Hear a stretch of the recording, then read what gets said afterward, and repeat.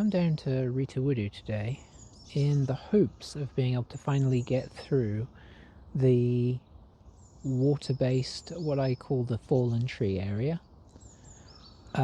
It has been a river down there the last week or two, actually. It's been a while since I've been able to get through, so we'll see if we can. Interestingly, they've replaced this fence, which they've done in the last couple of days. Somehow they snuck it in. You can probably tell it looks pretty new. If you watched any of the older videos, you'll be able to tell that it's a bit brighter, but I was not expecting that.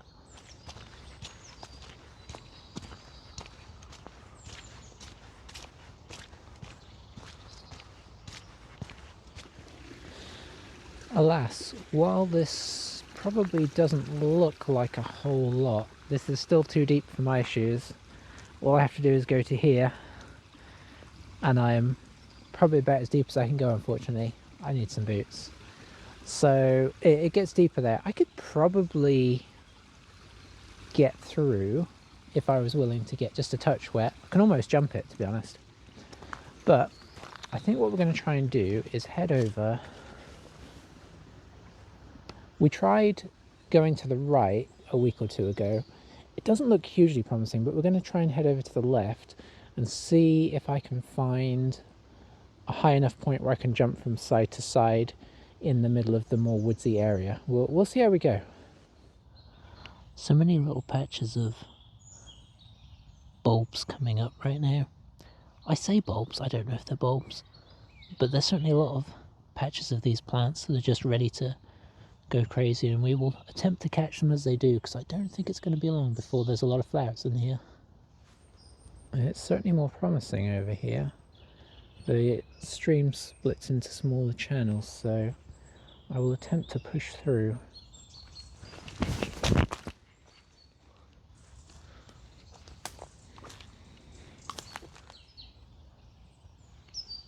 This may be our best chance along this log here, just over to the field, just around that tree, just here, and then I think we can get up the side there and end up on the far side of Christmas Tree Row.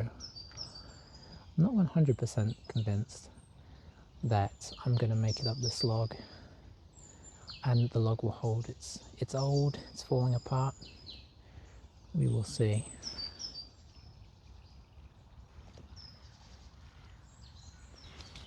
Nope, one step on that. As you can tell with things being so slippery, that ain't gonna work. Alright, we're back to the jumping plan. We made it.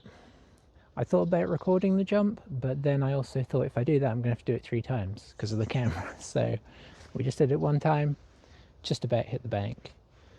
Sorry for the anticlimax of not getting to see the chaos, but we're on the other side, so we can finally get to see what's happening over here. So here's a question: do we have some burrows over here, or are these just natural holes that have opened up? I mean, it looks like it goes in, and then, sorry for the movement, but if you follow over here, we've got another potential hole there that's been filled in, and a big old hole here that goes down, sorry, yeah, it goes down there. So a few, oh, and there's more holes over here as well. I don't know if these are just root based or, oh, that's a giant hole. Look at that one. So are these burrows, or are these just holes that have opened up of their own volition? If you happen to know, let me know, because they are interesting. Unrelated to the holes, that looks hoof-like to me. A little hoof maybe? A small deer? I could believe it. I think there are small deer here. That's the clearest one, then it goes into leaves. Sometimes making your own path isn't all that easy. There's a lot of hunched over walking. And I'm trying not to step on anything as well that's of great significant planty value, although It's a minefield. Just to the right of us here, we have the Christmas tree patch on this side. I know there is that path that cuts in soon. I don't see it yet. I'm hoping we're nearly there because this is tricky to navigate. Just up ahead of us, hopefully you can hear, sounds like a lot of starlings up in the trees.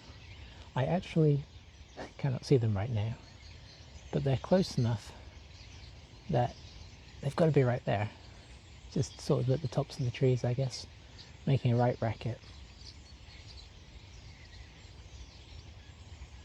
Unfortunately, we still have this mess of tangled everything to get through. I feel like we've got to be nearly to the path, but who knows.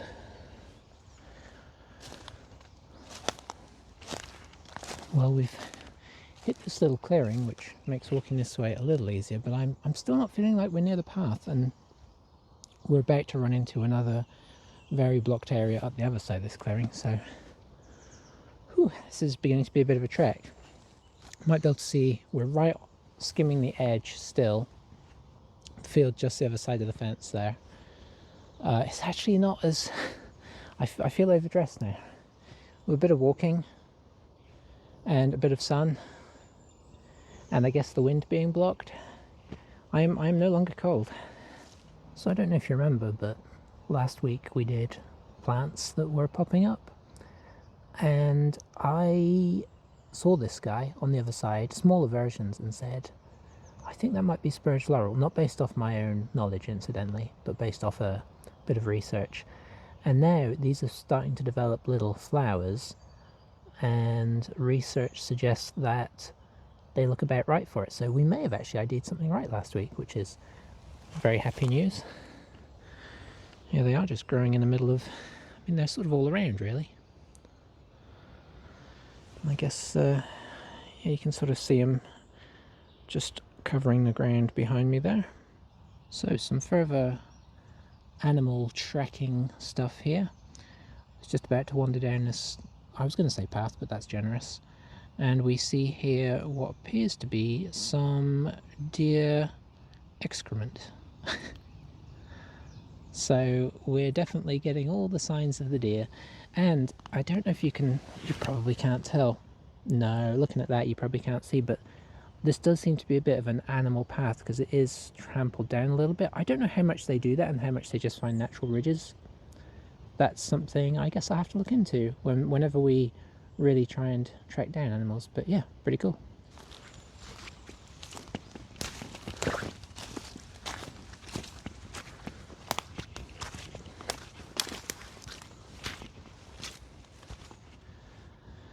So I just had a bit of a eureka moment, or what some people might think of as a painfully obvious should have thought of it earlier moment, and that is to get out of the woods, over the fence, through that gap you just saw, and into the field. So now, hopefully, I can just walk this way till I find the path and then jump back through. I kind of wish I'd thought this earlier, but we would have missed out on some interesting things back there, so I guess we'll take it. Okay, we walked for about another 2 minutes, if that, and we found a gap. So maybe not the genius move, I thought, because we were 95% of the way there.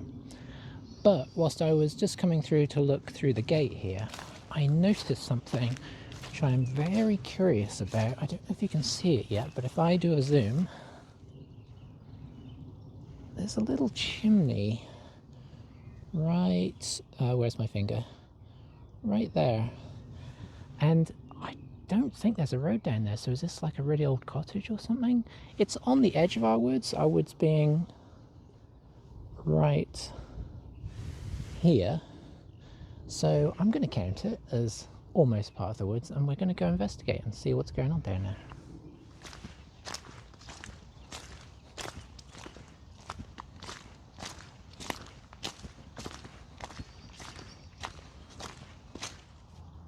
Well, weirdly, it seems to just be a chimney. And I am now curious, is this the last part of a house that was here? Or Was this set up specifically to be its own thing? Was it just for fires? I don't know enough about architecture to be able to just look at it and say. Very cool looking though. Let me zoom in a touch for you. There is a little something down here, but it doesn't look...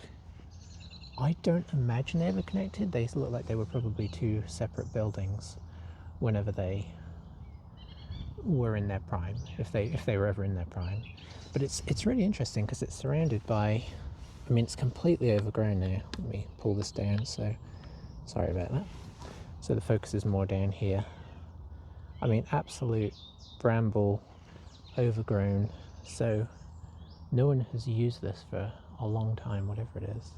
But it's very cool anyway. I know we did flowers last week, or small plants, but now we're slightly outside the woods. We have a bunch of snowdrops that are definitely coming out to do their wintry thing. Always nice to see them. There's often tons around here. Just a few down by the ditch, just next to that chimney. But it's always good to see them, isn't it? There's something of a pond here on this side of the shed, which makes it very inaccessible from this way as well. I did see behind the chimney, so back the other side of the chimney, there is a way you could get in to get closer to it, but honestly it looks so tricky to traverse around it, it did not feel worth my time to even attempt it, to be honest. So we've come all the way around and I finally found the opening side. I was beginning to think it was walled in on all four sides, and I think if we head down here we can actually approach. So we're going to give it a go. Spooky though it is, it's very ghost story-ish feeling, so especially when I thought all four sides were bricked up. Okay, looks like it was an old storage shed. Got a barrel of hopefully not toxic waste there.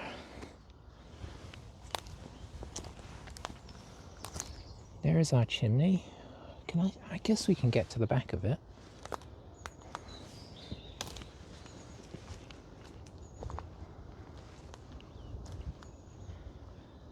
It's all very spooky, but now I've got round and seen that there's not really anything in there. That does help with the spookiness factor. Here's our pond.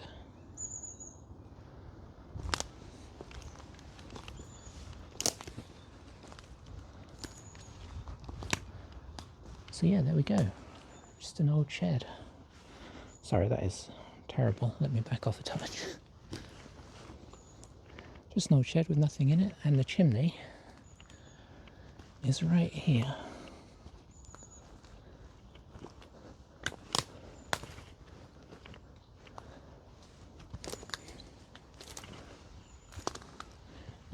We have made it. There she blows.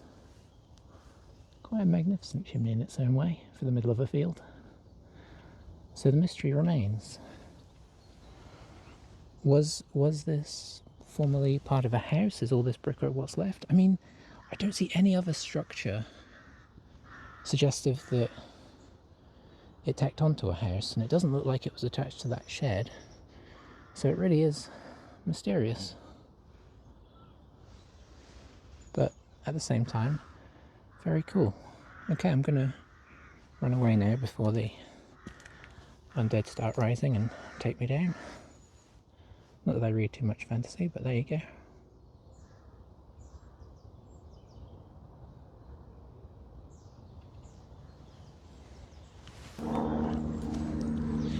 So for the first time in 3 weeks, we are going to get to see the back of Riht Wudu. It has been all front and flood, so now we get to go in and see what's been happening. My suspicion is it's not going to look a lot different because we're in the middle of winter, but it's nice to check it out, see the old haunt, and have a little traipse around. What the deal is with that chimney, I don't know. I could attempt to research it, but honestly, it's just a random chimney in the middle of the field. What chance of me finding any actual information about it? Pretty slim. So we're going to have to imagine our own story, and the fact that it is surrounded, almost cut off from view from every angle, you can just see it peeping through the trees and even then you have to come over into this field to do that. So very mysterious, very cool. What does it all mean? In case you haven't seen the first video I think we made, this area is, I think, going to be called the Younglings for now, until we come up with a better name.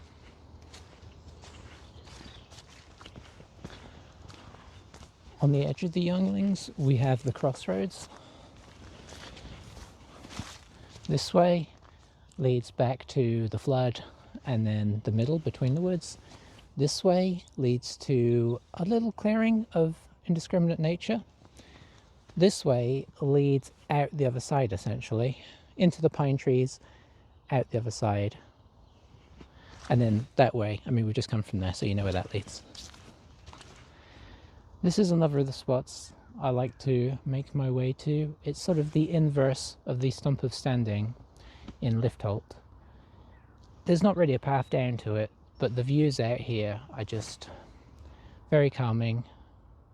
It's nice here. I came out here one time and it was very stormy, and it was a great place to be, to just feel the storm and see the storm, to be honest. It's a very big vista.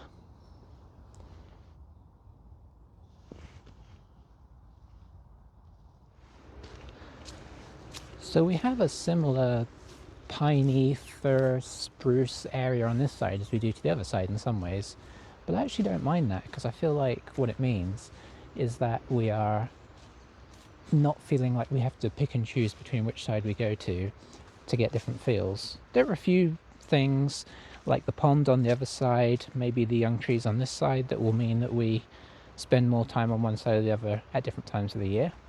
But on the whole, it's nice to feel like whichever side we go, we'll be pretty happy. I don't know if we marked this exit or this path in general when we did this. I'll have to try and remember. This side is a lot less easy to remember what path is what, because it splits off quite a few times. But it does lead out down into this field, and then I think probably, I'm actually not 100% sure, it might go back into the woods, or it might carry on down the field and then out to the road. I'm hoping so, because I want to try and find an alternate way to get across the water. I'm not convinced it'll be any better down here than on the path, but it can't be a ton worse than the other side, I hope. So we're going to trek out of the woods now and see what we find. Well, there is a gate here, but it looks like it leads back into chaos. I'm sure that's technically a path, but I don't know if it's much better than out here. So I think I'm going to take my chance walking down the field. Whether this will be my last video, I don't know. I just suddenly realised my battery's nearly run out on my phone. So I may pick this back up in retrospect, or we may get one or two more. Well, I definitely feel bad about not documenting this the first week. I forgot all about this path, but in fairness to me, I think it's because when you're in the woods, it doesn't lead here easily. I think it's easier to come in this way and find your way. So at some point, we'll reverse engineer this and work out where this path wends its way through.